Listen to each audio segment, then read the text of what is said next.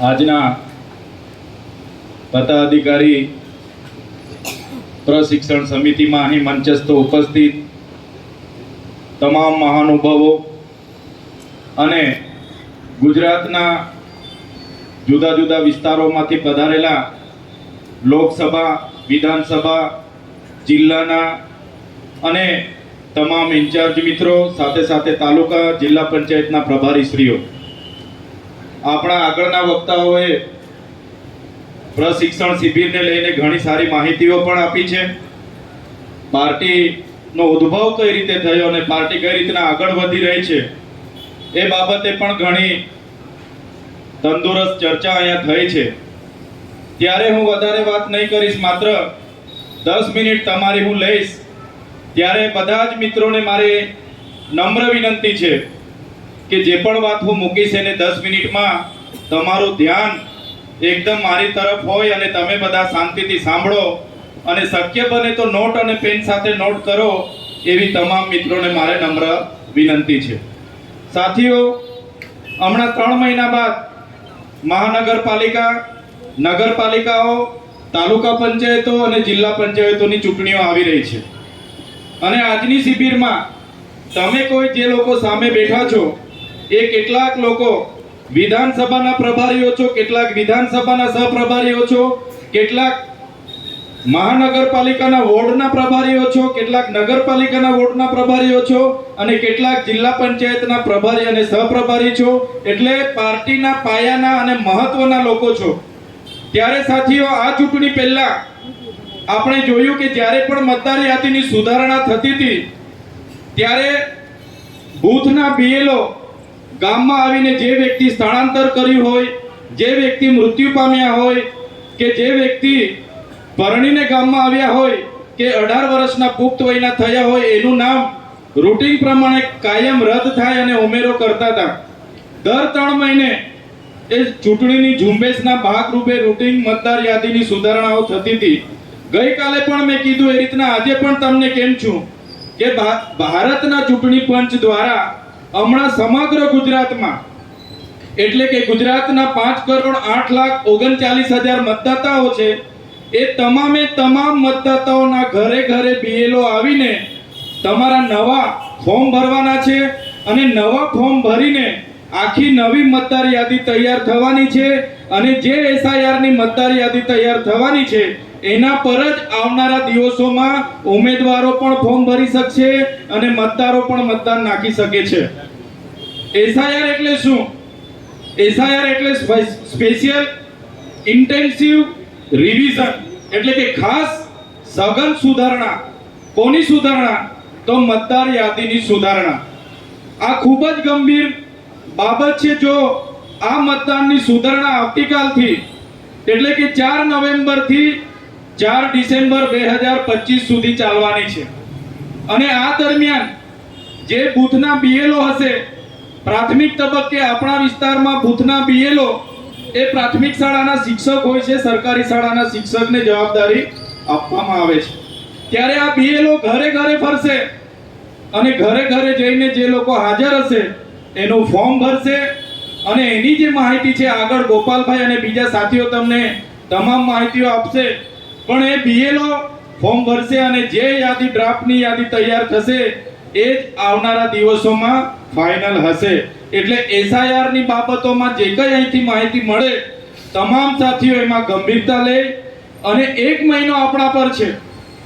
યુદ્ધના ધોરણે, ઝુંબેશના ધોરણે જે પણ BLA 2, BLA 1 તો આજે બધાએ ફોર્મ ભરીને તૈયાર કરીને આપી દીધા છે, પણ જે પણ BLA 2 બનાવવાના છે, ગુજરાતમાં 50,963 બૂથ છે અને 50,963 આપણે BLO 2 તૈયાર કરવાના છે.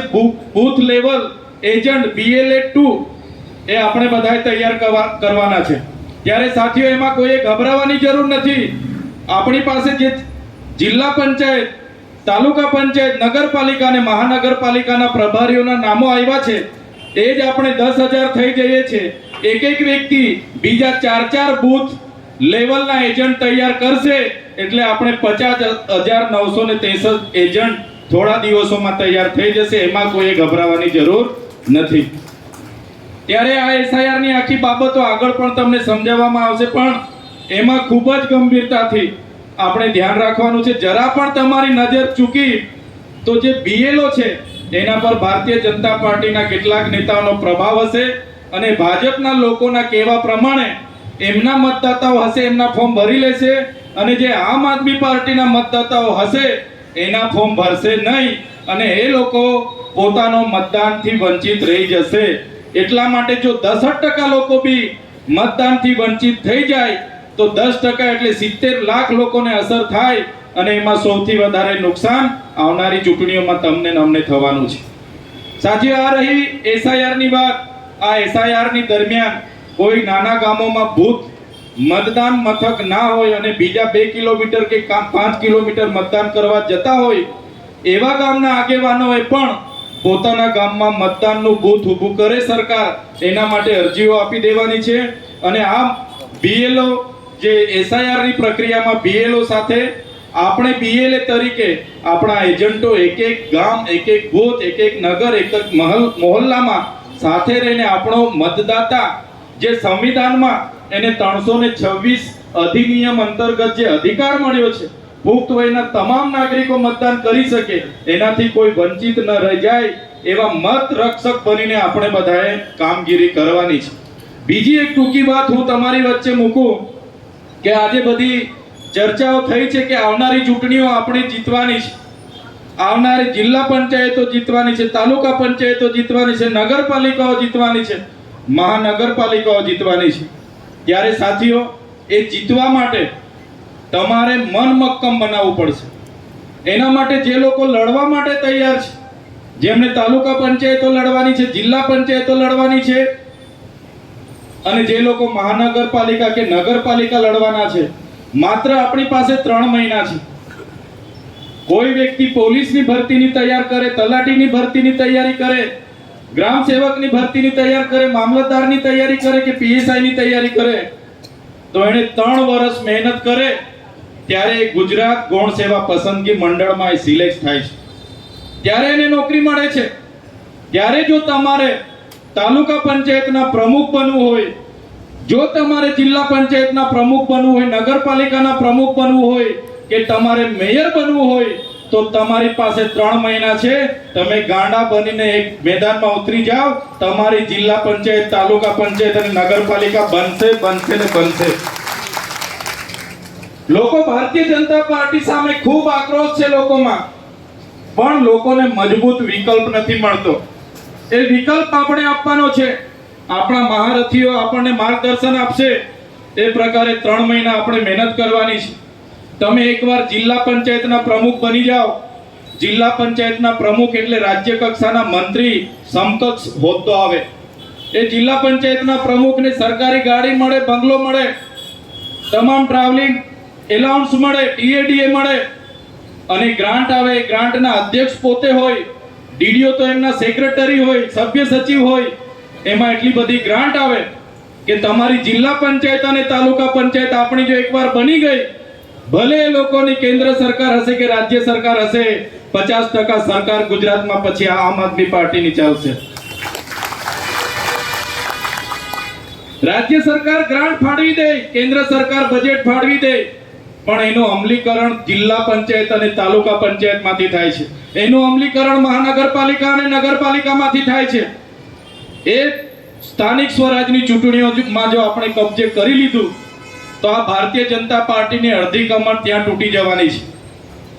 ત્યારે મારા સાથીઓ, તમને એ જ વિનંતી કરું છું, જિલ્લા પંચાયતમાં આગળ 2015 થી લઈને 2020 સુધી નર્મદા જિલ્લા પંચાયત અમે ચલાવી છે. સાથે સાથે ડેડિયાપાડા તાલુકા પંચાયત અને સાગબારા તાલુકા પંચાયતમાં પણ અમારી બોડી હતી, એ પણ અમે 5 વર્ષ ચલાવી છે. આજે પણ અમારા ઘરેથી જિલ્લા પંચાયતના મેમ્બર છે.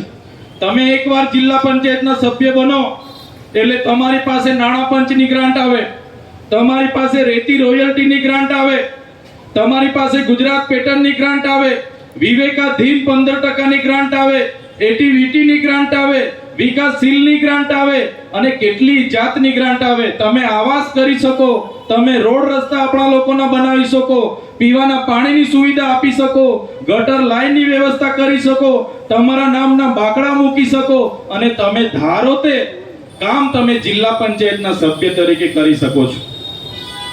એ જ પ્રકારે તમે તાલુકા પંચાયતના સભ્ય બનો કે કોર્પોરેટર બનો કે નગરપાલિકાના સભ્ય બનો, ત્યારે પણ આ પ્રકારની અનેક ગ્રાન્ટો આવે છે. લોકો કોંગ્રેસમાં વર્ષોથી જિલ્લા પંચાયત લડવા માટે ઝંડા લઈને 10 વર્ષથી દોડે છે કે મને ટિકિટ મળશે, ટિકિટ મળશે, ટિકિટ મળશે, અને ટિકિટ મળતી નથી. ભાજપમાં 20 વર્ષથી દોડે છે કે મને જિલ્લા પંચાયતની ટિકિટ મળે, ટિકિટ મળે, ટિકિટ મળે, ટિકિટો મળતી નથી. આમ આદમી પાર્ટી તમારા જેવા બધા જ લોકો પર ભરોસો કરીને તમને તાલુકા અને જિલ્લા પંચાયતમાં લડાવવા માંગે છે. મારું એક જ આહવાન છે મારા સાથીઓ, તમે જિલ્લા પંચાયત તાલુકા પંચાયત લડવા માટે તૈયાર થઈ જાઓ. ગુજરાતની 32 જિલ્લા પંચાયતો આવનારા દિવસોમાં આમ આદમી પાર્ટી કબજે કરવા જઈ રહી છે. કબજે કરવાની છે આપણે. સાથે સાથે 250 તાલુકા પંચાયતો કબજે કરવાની છે. ત્યારે અનેક જાતની ગ્રાન્ટો આવે છે. તમે એક જિલ્લાના પ્રમુખ બની જાઓ, એક મેયર બની જાઓ, તાલુકાના પ્રમુખ બની જાઓ, અડધી સરકાર આપણે આપણા વિસ્તારોની ચલાવી શકીએ છીએ. અનેક પ્રકારના બજેટો આવે છે અને લોકોની સેવાની કામ આપણે ખૂબ સારી રીતે કરી શકીએ છીએ. જે પ્રકારે આગળ કીધું એમ ભારતીય જનતા પાર્ટીના લોકો બસ એમને પૈસો ને સત્તા ને પૈસો એ ભાવના સાથે ચૂંટણીઓ લડે છે અને જીતે છે. કોઈનું કામ નથી કરતા. કોઈને આવાસ જોઈએ, કોઈનું વૃદ્ધ પેન્શન જોઈએ, કોઈને વિધવા પેન્શન જોઈએ, કોઈને સીવણ મશીન જોઈએ, કોઈને ગાય જોઈએ, ભેંસ જોઈએ, કોઈને ટ્રેક્ટર જોઈએ. કોઈ પણ યોજના આજે લોકો સુધી પહોંચતી નથી. દાતરડીથી લઈને ટ્રેક્ટર સુધીની યોજનાઓ છે. અનેક યોજનાઓ સડકથી લઈને કેટલી પ્રકારની યોજના છે. જો આપણી એક જિલ્લા પંચાયતમાં આપણી બોડી બની ગઈ, સમજો કે અમે નર્મદા જિલ્લા પંચાયત બનાવવા માટે ત્યાં મહેનત કરીએ છીએ. અમે નર્મદા જિલ્લાની 6 તાલુકા પંચાયતો બનાવવા માટે મહેનત કરીએ છીએ. જો અમારી નર્મદા જિલ્લા પંચાયત બનશે તો એક જિલ્લાનો પ્રમુખ હશે, એક જિલ્લા પંચાયતનો કારોબારી ચેરમેન હશે, એમાંથી એક જિલ્લા પંચાયતના બાંધકામ સમિતિનો ચેરમેન હશે, એમાંથી એક સિંચાઈ સમિતિના ચેરમેન હશે, એક શિક્ષણ સમિતિના ચેરમેન હશે, એક આરોગ્ય સમિતિના ચેરમેન હશે, એક મહિલા બાળ વિકાસના ચેરમેન હશે, એક 20 મુદ્દા કાર્યક્રમના ચેરમેન હશે. અને તમે વિચાર કરો, એમને જિલ્લા પંચાયતમાં એસી ચેમ્બરો હશે, એમના ક્લાર્ક હશે, પટાવાળા હશે, અને લોકો જ્યારે કામ લઈને જશે અને કામ થશે તે દિવસે લોકો આશીર્વાદ આપશે કે જે કેજરીવાલ સાહેબનો વિચાર હતો, જે નાનામાં નાના માણસોની સેવા કરવાનો, એ આપણા જિલ્લા પંચાયતની બોડી આપણા નાના માણસોનું કામ કરી શકશે. ત્યારે આ સત્તાનું સુકાન તરફ આપણે જવાના છે. ત્યારે ખૂબ જ ગંભીરતાથી જે પણ પ્રદેશ લેવલથી માન્ય આપણા પ્રભારી ગોપાલ રાયજી સાહેબ આપણને સૂચના આપે, એમની દિલ્હીની સહયોગી ટીમને તો હું નમન કરું છું, સલામ કરું છું. જે લોકો પોતાનો પરિવાર દિલ્હી મૂકીને આપણા માટે રાત દિવસ ગામડાઓમાં ફરે છે, એવા દિલ્હીના સહયોગી ટીમને પણ હું સલામ કરું છું, નમન કરું છું. સાથીઓ, એ લોકો આપણા માટે આવ્યા છે, આપણને સત્તામાં લાવવા માટે આવ્યા છે, 2027માં સરકાર બનાવવા માટે આવ્યા છે. કોઈ પણ દિલ્હીના સહયોગી ટીમની કે પ્રદેશના ટીમનો રાતે પણ ફોન આવે, રાતે પણ સહજતાથી એમને જવાબ આપજો. જે પણ સૂચના મળે એ સૂચના પર કામ કરજો. આજ વિનંતી સાથે આજની આ શિબિરમાં જે કંઈ મારે 2-3 સૂચનો હતા એ તમને આપ્યા છે અને તમે મને સાંભળ્યો શાંતિથી, એ બદલ બધાનો ખૂબ ખૂબ આભાર માનું છું. ધન્યવાદ. જય હિન્દ. ભારત માતા કી જય. ખૂબ ખૂબ આભાર ચૈતરભાઈ. જિલ્લા પંચાયતની જેમ તાલુકા પંચાયતનું માળખું છે એ આપણને